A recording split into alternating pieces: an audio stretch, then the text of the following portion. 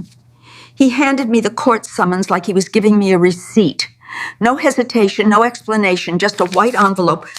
I stood on my son Thomas's porch with a little gift bag dangling from my fingers, the kind grandmothers put together without thinking twice.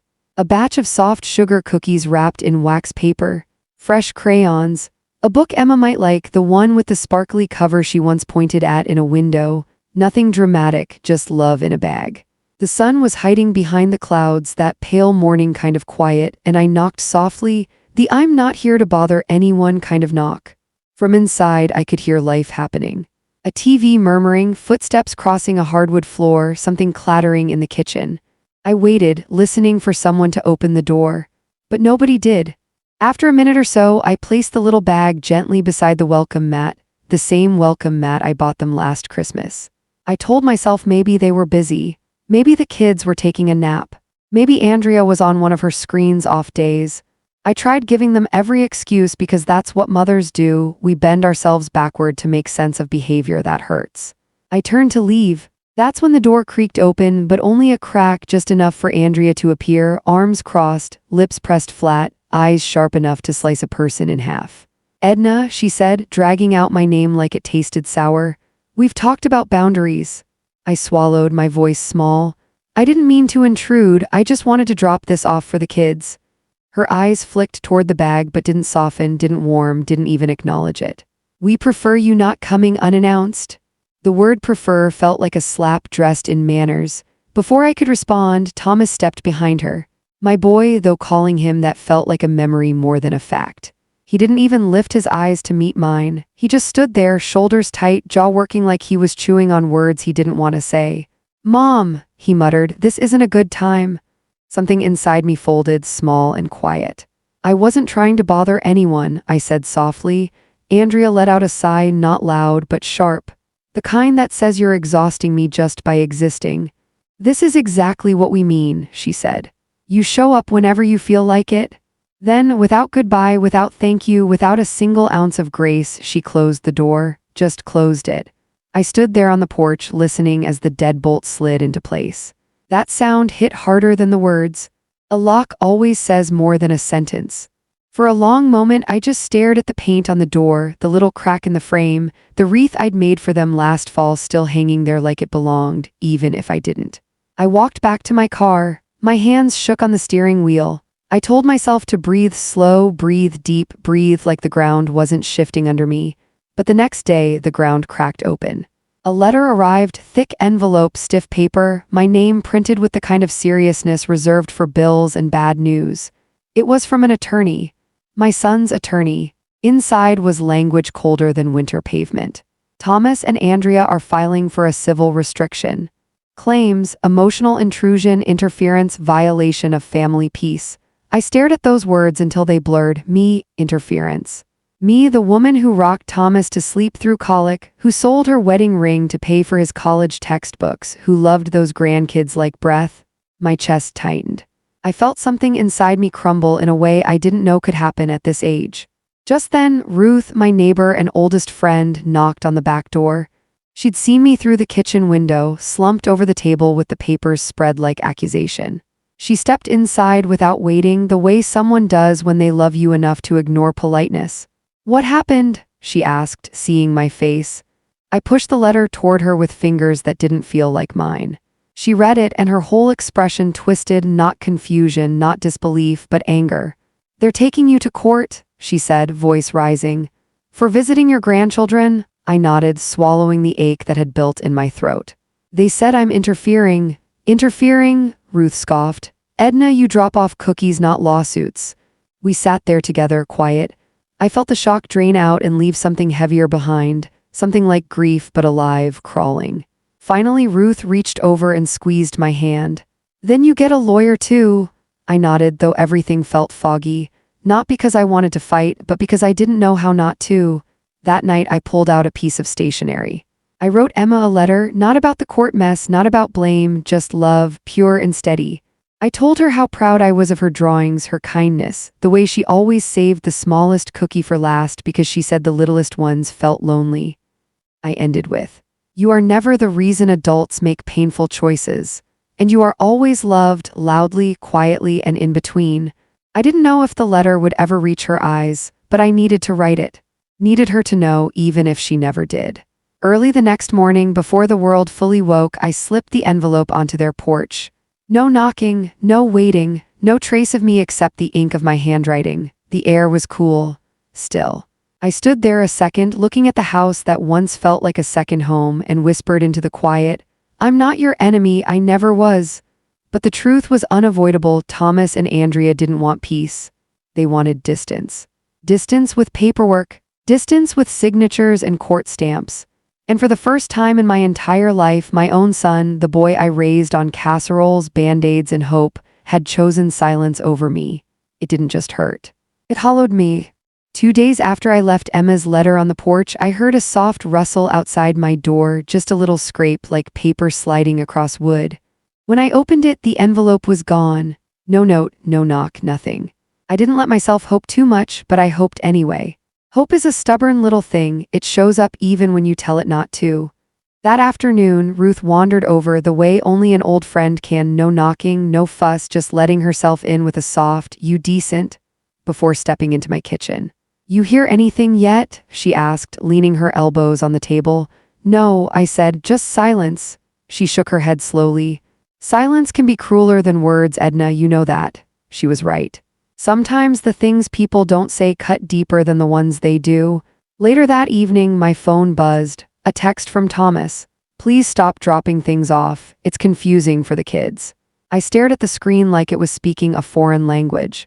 Confusing, love was confusing. I didn't reply. What was there to say? Anything I typed would only make things worse. It felt like every word I spoke or wrote these days was being held against me, twisted, boxed, and labeled as interference.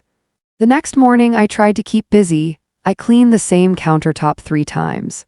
I dusted shelves that didn't need it. I made a pot of tea I barely tasted. Around noon, my phone began to ring, an unknown number. Ordinarily, I avoid those. They're usually telemarketers or wrong numbers asking for people who moved away years ago. But something in my gut, maybe a grandmother's instinct, told me to pick up. "Hello," I said cautiously. There was a tiny pause, then, "Grandma." My whole body froze. "Emma." Her voice was a soft whisper, shaky and small. "I used Mom's phone. She's in the shower." My heart didn't just squeeze, it folded. "Hi, sweetheart. I wanted to say thank you for the letter," she whispered. "I put it under my pillow." I closed my eyes, pressing the phone close. "I'm so glad, Emma." There was a little exhale, like she'd been holding her breath. Then she asked, "Grandma, are you mad at Daddy?" The honesty in her voice nearly broke me. Children don't ask questions like that unless they've been sitting with confusion for a while. "No, baby," I said softly. "I'm not mad, I'm hurt. That's different." "Oh," her voice trembled. "Will you come to my next recital?" My throat tightened. I swallowed hard. "I don't know, sweetheart. It might be difficult right now." I heard her sniffle, a tiny sound that felt like a knife. "I want you to come." "I want to come too," I whispered. "More than you know." There was a quiet moment, no words, just breathing, just understanding. Kids don't need court documents or attorney letters to know when something is off. They feel it in the walls, in the air, in the way adults talk softer or look away more. "I love you, Grandma," she whispered. "I love you too," I said, my voice cracking, "more than anything in this whole world." When the call ended, I didn't move. I sat at the kitchen table with the phone still in my hand, staring at nothing. The kettle boiled on the stove, whistling louder and louder, but I couldn't bring myself to stand up. The sound filled the room, steady, predictable, something rare in a world that suddenly felt cracked open. Eventually, I turned off the stove, poured the water, then let the tea go cold. That evening, Ruth called again. She always knew when to check on me, maybe intuition, maybe friendship, maybe 40 years of learning the rhythm of my silences. "So," she said, "what's the latest?" I told her everything, every whisper, every sniffle, every trembling word from my granddaughter. Ruth let out a slow breath. "Well, sounds like you've still got one ally in that house." "One," I repeated quietly. "And sometimes," she added, "one is enough to keep you standing." I smiled, even if just a little. Ruth had a way of handing out hope like it was homemade soup, warm, comforting, always just what you needed. But the truth was, the storm hadn't even begun yet. The next morning, I dressed before sunrise. I put on my navy dress, the one I saved for important days, and my gray cardigan, soft and worn at the sleeves. My hands shook slightly as I buttoned it. Court day. It felt unreal, like I was walking into someone else's life. But no, this was mine. Somehow it had come to this. I stood in front of the mirror and told myself out loud, breathe. My reflection looked older than I remembered, lonelier too, but there was something else there, something steady. Something that came from raising a child alone, from working 2 jobs, from surviving every heartbreak in the book. Strength. Quiet, tired, but still standing. I grabbed my purse, took one last look around the house, my home, my safe place, and stepped outside. The air was cool, sharp enough to wake the nerves in my skin. The neighborhood was still, only a few porch lights glowing like distant stars. I locked the door behind me and walked to the car. Ruth was waiting in the passenger seat. Ready? She asked. Not even a little, I admitted. She nodded. Good, means you're still human. We drove in silence for a while. She didn't try to distract me with jokes or small talk. She just sat there, present, steady, like a lighthouse that doesn't have to explain anything. It just shines. As the courthouse came into view, my stomach twisted. The tall gray building looked colder than I remembered, as if it knew it was about to see something unfair and had no intention of blinking. Ruth squeezed my hand. Remember, she said firmly, you're not the villain they're trying to paint. You're a grandmother who loves her family. That's it, that's all. I nodded, inhaling slowly. I feel like I'm walking into battle armed with nothing but truth. Truth's enough, she said. It's slow and it's quiet and it doesn't always win the first round, but it never loses forever. Her words settled in my chest, steadying me just enough to push open the car door. I stepped out, lifted my chin, and walked toward the courthouse doors, each step heavy, each breath unsure. But I went anyway, because love is worth showing up for, even when your heart is breaking. The courthouse felt colder than any winter morning I'd ever lived through, quiet, polished, echoing like a place where emotions had been mopped off the floors decades ago. Everything smelled like old paper and disinfectant, the kind of scent that tells you this place has seen too many broken hearts and not enough justice. I dressed carefully, almost ritualistically. Navy dress, gray cardigan. Low heels that wouldn't betray me with a wobble. Clean, simple, nothing dramatic, just dignity stitched into fabric. And around my neck I clasped the locket Thomas gave me on my 60th birthday. Inside was his childhood picture, gap-toothed grin, messy hair, a little boy who used to run toward me, not away. Wearing it felt strange, like armor made of memories. Miss Harper, my attorney, stood waiting at the courthouse entrance with a thick folder tucked under one arm. She had the calm expression of someone who had walked people through far worse storms. You look composed, she said. I feel composed, I said back. We both knew I was lying, but she didn't call me on it. That was one thing I liked about her. She knew when silence served better than truth. We walked inside together, our footsteps tapping on the tile like a drumbeat I wasn't sure I could follow.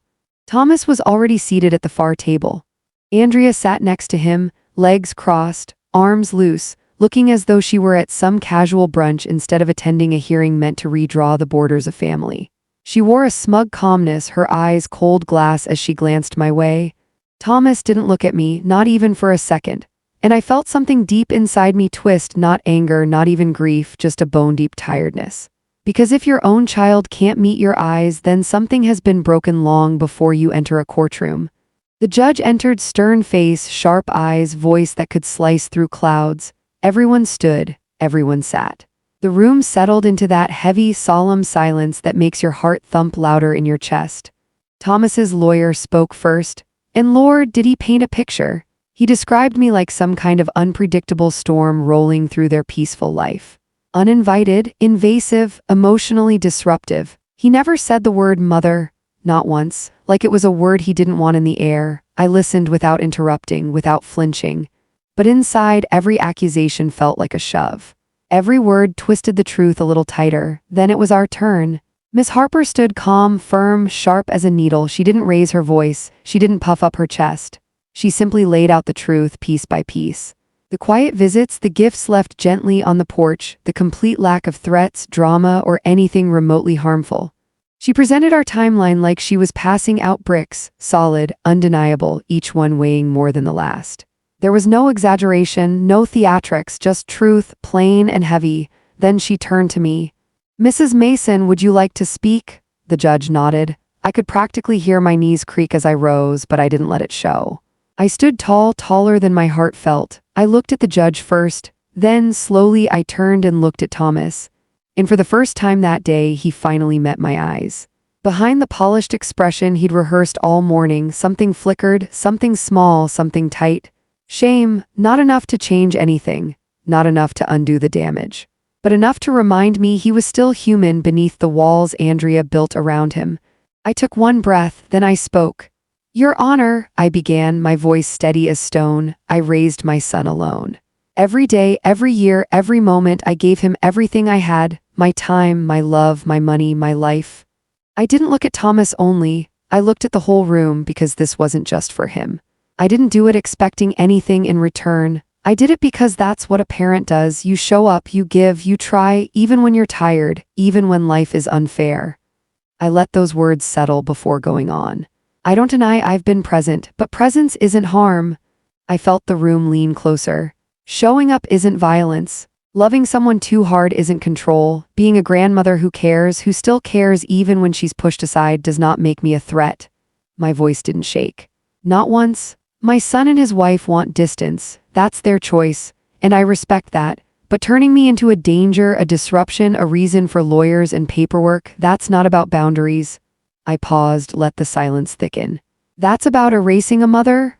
I sat down slowly. The room stayed still like the air itself was holding its breath. Even Andrea looked up before she hid it behind a tight frown. The judge turned to Thomas. Would you like to respond? He didn't stand. He didn't object. He didn't defend a single word his lawyer said. He just whispered, "No, Your Honor." And that was it. That was the moment I knew he felt the weight of what he'd done, maybe not enough to undo it, but enough to sit inside him like a stone he couldn't swallow. The judge dismissed the case for review in 30 days. Papers shuffled. People stood. The hearing dissolved like smoke. Thomas and Andrea walked out without looking my way, not even a glance, but I didn't crumble. Because for the first time in a long time, someone heard me. A stranger in a black robe heard me. And sometimes that's enough to get you through the next day. I walked out of that courtroom with my shoulders a little straighter, my breath a little deeper, and my heart, though cracked, still beating steady. Because love wasn't the thing on trial that day. Silence was, and I had finally broken mine. Court leaves behind a strange kind of silence. Not relief, not peace, just that hollow, echoing emptiness that sits in your chest like an unwelcome guest. It's the kind of quiet that follows after someone slams a door. Your ears keep waiting for footsteps that never come. When I got home, I set my purse on the kitchen table and stood there for a second, just breathing. The house looked exactly like I left it, tidy, still, a little too quiet. And standing there, I remembered teaching Emma how to peel an orange in this same kitchen, how she'd giggle whenever the rind came off in one perfect spiral. Back then, the house didn't just look lived in, it felt lived in. Now it felt like Andrea's version of a home, neat, contained, emotionally sanitized. Nothing out of place, nothing too sentimental, nothing too soft. The next afternoon, a cream-colored envelope appeared in my mailbox, the kind that already feels heavy before you even touch it. Government paper always has a certain stiffness, cold, official, unforgiving. My fingers trembled as I tore it open right there on the porch. The judge's ruling was short, blunt, and colder than the envelope. Request for a no-contact order, DENIED, no evidence of harassment, intrusion, or emotional harm. Family boundaries should be addressed privately, not through litigation. No warmth, no comfort, but it was enough. I sat down on the porch step and let out a breath I didn't realize I'd been holding onto for days. I wasn't the villain Thomas and Andrea had tried to paint me as. The judge saw the truth, not the spin, not the exaggerations, not the story crafted to shut me out. A few minutes later, my phone buzzed. "Miss Harper, you should be proud," she said, voice steady like always. The judge didn't make that call casually, her wording was deliberate. And I'd heard it too between the lines. I was a mother, not a threat. Still, that didn't change one thing. They didn't call, not Thomas, not Andrea. Not even a short text that said, "We got the letter," just silence, sharp as broken glass. 2 days later, I saw the mail carrier drop the same envelope at their house. I watched from my window as Andrea stepped outside, grabbed the letter, and walked back inside without so much as glancing in my direction. Her posture said everything loud enough. We lost, and we're not happy about it. But the world didn't stop spinning just because they were angry. The sun kept climbing the sky. My basil plant kept leaning toward the light on the windowsill, and I kept breathing even through the ache. To keep myself from sinking into the silence, I created small rituals.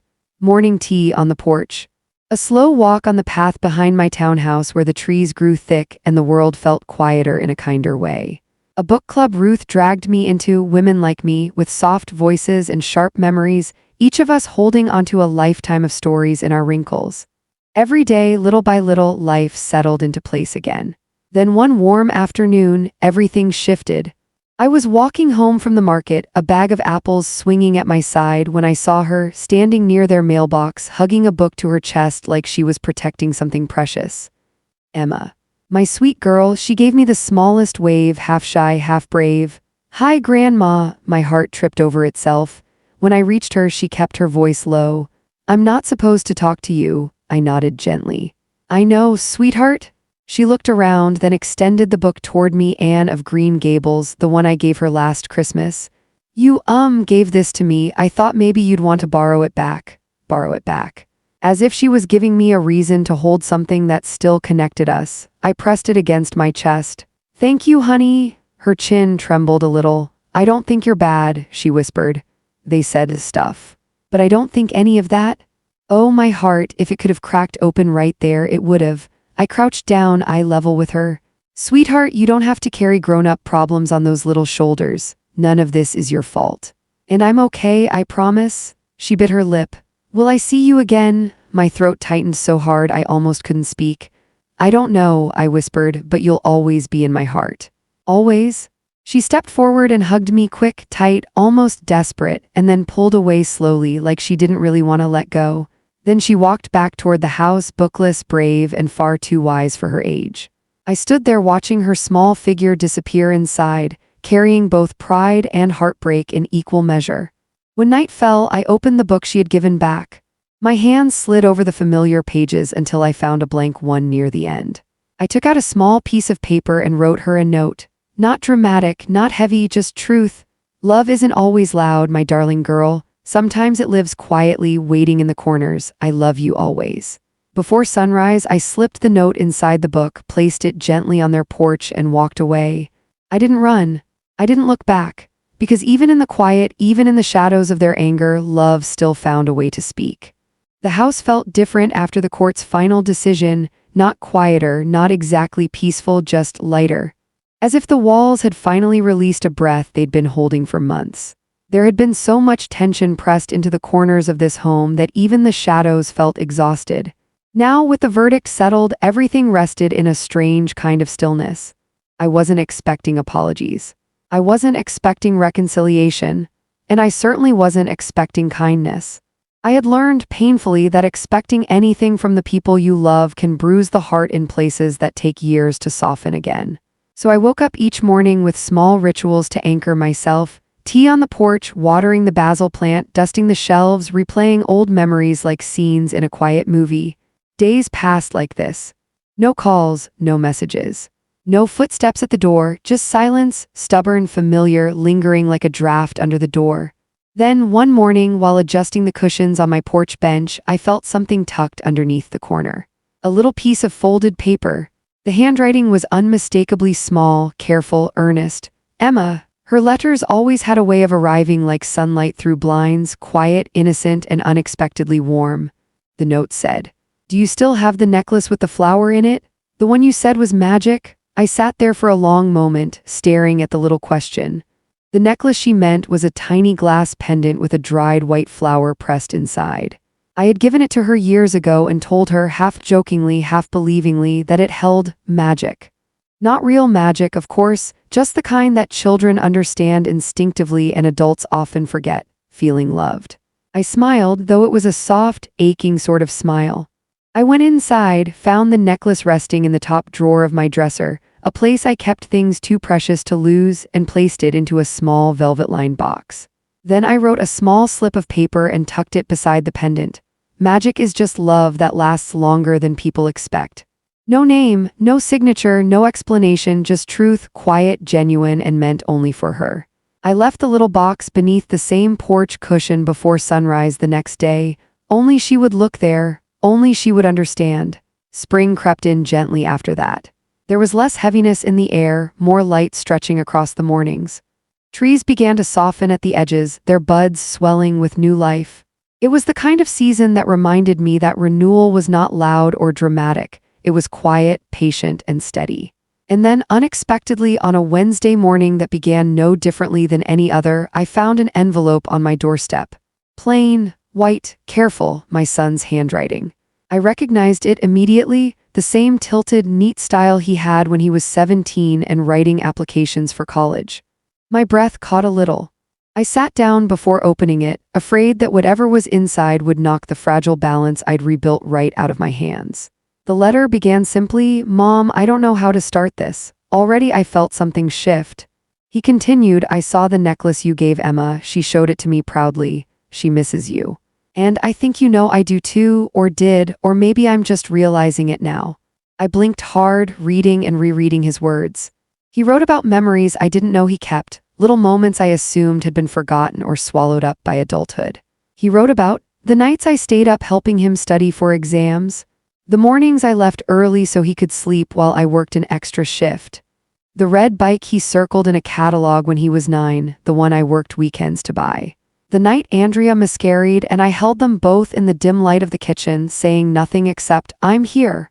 His words trembled most near the end. "You didn't deserve what we did. I'm sorry." I pressed the letter against my chest and for a moment I just breathed. Slow, deep, careful. The apology didn't come in person, didn't come with tears or a hug or a knock at my door, but it came, late, honest, raw. And it broke something open in me, not the painful kind of break, but the kind that lets light in. I didn't respond immediately. I let myself feel it first. Let the words seep into the spaces that had been hollow for too long. It's remarkable how apologies can be both heavy and healing at the same time.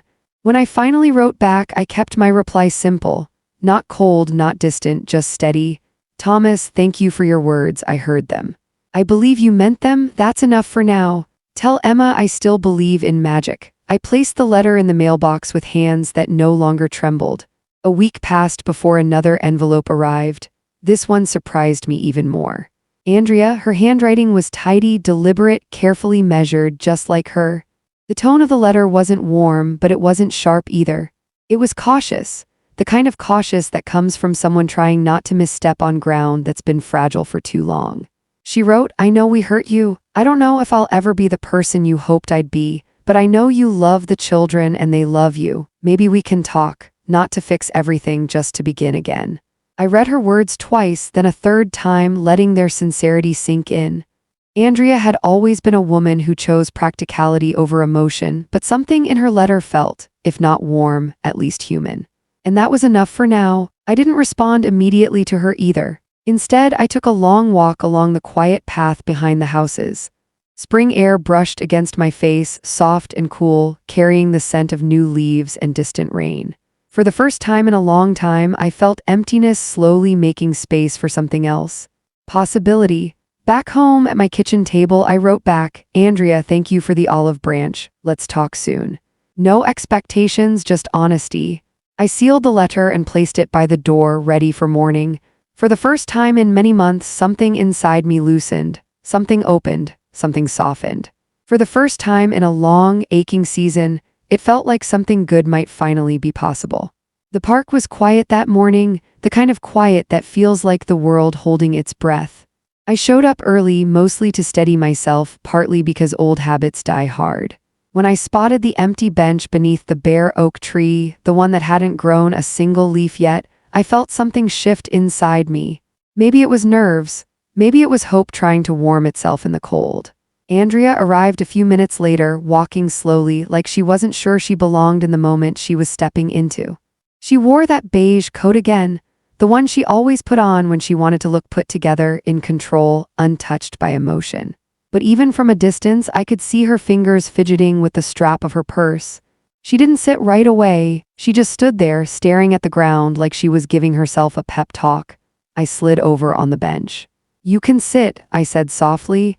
She finally lowered herself beside me, careful, stiff, almost timid. "I wasn't sure you'd come," she said. I wasn't either, I admitted, because honesty felt easier than pretending. Silence settled between us, delicate, not cold. Two people who had spent years circling the same hurt now sitting close enough to hear each other breathe. For a moment, the only sound was the wind brushing through branches that still looked dead, even though spring was trying its best to arrive. Then Andrea spoke, her voice smaller than I'd ever heard it. I think I was scared. I raised my eyebrows gently. Scared of me? She nodded, eyes still on her hands. I was scared of being compared to you. I blinked. That one I didn't see coming. You always seemed to know what the kids needed, she said. You were patient, warm. You filled every room without even trying, and she swallowed hard. I felt like I couldn't measure up. Her words hung between us, vulnerable, real, unpolished. Not a performance, not an accusation, just truth finally dragging itself into the light. I let out a slow breath. So you pushed me away? I asked gently. She nodded again, this time with tears threatening. I thought if I made space, maybe I'd finally feel like I was enough, but it didn't work. Her voice cracked. They just missed you more. Something in me softened, not because her choices didn't hurt, but because I had never once imagined this was the wound underneath it all. We sat there in a silence that felt different, two women who had loved the same children in different ways and had paid for their fear, pride, and misunderstandings with years of distance. I'm not here to replace anyone, I said quietly. I never was. For the first time, she looked me in the eyes, really looked, and she nodded. I know that now. She stood slowly, brushing off her coat like she was shaking off something heavier than dust. As she turned, she hesitated, softened. Emma's recital is next Saturday, she said. She asked me to tell you. Something warm spread through my chest, blooming where hurt had been living for too long. Thank you, I said. And I meant more than the words could hold. That evening, my phone rang. Thomas. I stared at his name for a moment. It felt foreign and familiar all at once. When I answered, his voice was lower than I remembered, steadier, stripped of the distance he'd worn like armor for months. We're trying, Mom, he said. We don't deserve grace after everything, but we're trying. I closed my eyes, letting his words settle. Grace isn't earned, Thomas, I said softly. That's why it's grace? Silence on the other end, but the good kind. The kind that feels like healing, not punishment. He told me Emma was practicing every night, asking what I'd think of her song, wondering if I'd clap the loudest like I used to. I'll tell her myself, I said, a promise, small but powerful. The recital came fast, faster than I was ready for. The school gym was filled with folding chairs, wrinkled programs, and kids buzzing with nervous energy. Parents whispered, teachers fussed with microphones, someone's little brother banged his sneakers against the floor. It was chaotic in the sweetest, most human way. I took a seat in the second row, close but not front and center. I didn't want to make a scene, I just wanted to be there. When Emma stepped onto the stage, she spotted me instantly. Her whole face lit up like someone had turned on a string of Christmas lights inside her. She waved at me, bold, bright, unafraid. She started playing her piece, fingers a little shaky at first, then steady, confident, growing stronger with each note. I watched her in awe, feeling every second of the time I had lost. And every second of the time I was finally getting back. When she finished, I clapped until my palms burned. After the show, she ran to me full speed, like the world hadn't spent months trying to keep us apart. She threw her arms around me, hugging me with every ounce of strength she had. I saw you, she said breathlessly. I knew you'd come. Ben followed behind her, shy smile, hands in his pockets, eyes glowing like he finally felt safe enough to shine. I ruffled his hair, he didn't even pull away. Andrea stood nearby, watching, not guarded, not territorial, just there, present, human, trying, and then Thomas approached. He looked older somehow, softer, humbled. He stopped in front of me, searching my face for something, permission, forgiveness, maybe a little hope. I'm sorry, Mom, he said quietly, and those 3 words, they weren't rushed or rehearsed. They were real, fractured, raw. I raised my hand and placed it gently on his cheek, something I hadn't done since he was a teenager with scraped knees and too much pride. I know, I whispered, and that was all, no digging up the past, no reliving the pain. Some wounds don't need explanations, only honesty, time, and the strength to survive the storm that delivered the apology. We stood there under the soft hum of the gym lights, 4 people trying to stitch something broken back together, thread by thread, moment by moment. And for the first time in a long, long time, it felt like a beginning. Life didn't magically snap back into place after the recital. No dramatic reunions, no movie-style fixes, just a slow, steady shifting, like the world was adjusting itself one tiny inch at a time. Some things don't return the way they were, some things come back different, and some things rebuild themselves in ways you never expect. I stopped waiting by the window. I stopped checking my phone. I simply lived quietly, steadily, like someone learning how to breathe again after holding it for too long. Most mornings, I made tea and sat on the porch, letting the steam warm my face. The world felt softer in the mornings, gentle enough that even an old heart could stretch a little without breaking. I walked the hedge-lined paths near my neighborhood, nodding to neighbors, sometimes talking, sometimes not. Small talk wasn't the point, it was simply proof I still belonged somewhere. And I started reading to kids at the community center again. Tiny hands tugged at my sleeve, begging, "Just one more story, please." And I'd laugh every single time because children have a way of reminding you that love doesn't always have to hurt to be real. Ruth and I talked almost every day. Sometimes about nothing, sometimes about everything. Sometimes we didn't even speak. We just breathed together over the phone, two mothers learning what it means to be needed, then not needed, then needed in a totally different way. Life didn't feel empty anymore, just quieter. And somehow that felt okay. Emma's little notes still appeared, less often now, but each one felt like its own sunrise tucked inside my mailbox or slipped beneath a bench cushion. Sometimes it was a drawing, sometimes a question, sometimes just a tiny red heart that looked like she drew it in a hurry. I never pushed. I never asked where the notes came from or how she managed to get them to me. I simply responded quietly, leaving my replies exactly where she liked to find them, like tiny treasures hidden in the corners of her world. One cold morning, I found a drawing under the porch cushion. A tall tree with a heart carved into its trunk, two stick figures beneath it, labeled me and you. My breath hitched. I framed it. Because if they wouldn't let me be as present in her life as before, I could at least be something steady. Something rooted, somewhere she could return to whenever the world felt too loud or too confusing. When the holidays came around, they didn't invite me, and this time I didn't pretend it didn't sting, but I didn't let it swallow me either. Instead, I spent the evening at my neighbor Muriel's house, passing plates, laughing at old jokes, letting warmth fill the spaces loneliness usually tried to sneak into. And when I came home, tucked inside my doorframe, there it was. "I missed you today, Emma." 4 words, enough to warm an entire winter. Months passed. Quietly, gently, carefully, little by little, we all began again, even Thomas, even Andrea.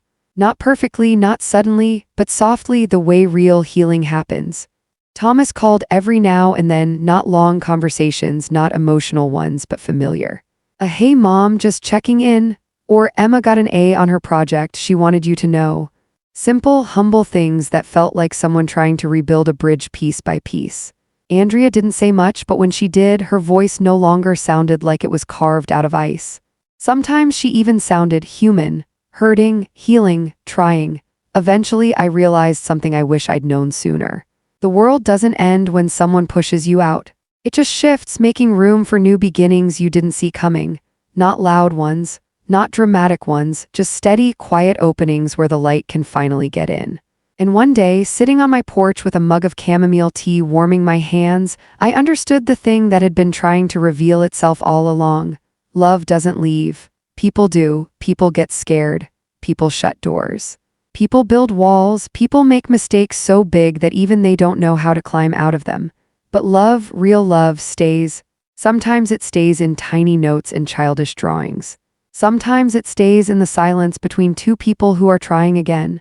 Sometimes it shows up in a saved seat at a recital or a handwritten apology that came years too late. And sometimes it stays because you refuse to let bitterness rewrite who you are. I won't pretend the pain didn't change me. It did. It carved me open. But it also showed me who I still was beneath all the hurt. A woman who knew how to love without keeping score. A woman who knew how to stand back up. A woman who refused to let the world make her mean. If you've stayed with me through this whole journey, thank you. Not just for the time, but for listening, for understanding, for carrying this story with me. And before I close this chapter, let me leave you with one last thing, something I wish someone had told me when my heart was breaking. The bravest people aren't the ones who never get hurt. They're the ones who keep their kindness intact anyway. And if this story touched your heart even a little, come sit with me again sometime. There are more stories like this waiting, stories of courage, forgiveness, and love that refuses to quit. Join me on Grandma Stories. I'll keep a seat warm for you.